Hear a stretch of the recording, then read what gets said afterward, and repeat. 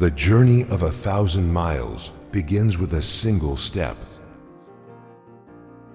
The supreme art of war is to subdue the enemy without fighting.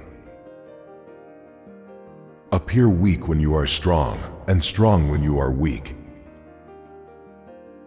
If you know the enemy of, and know yourself, you need not fear the result of 100 battles.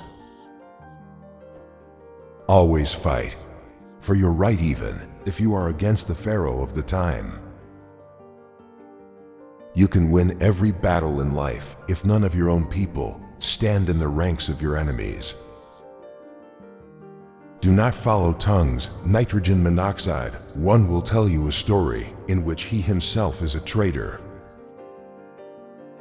If you do injustice to someone, today you will be treated unfairly tomorrow. If you tremble with indignation at every injustice, then you are a comrade of mine. The opportunity to secure ourselves against defeat lies in our own hands, but the opportunity of defeating the enemy is provided by the enemy himself.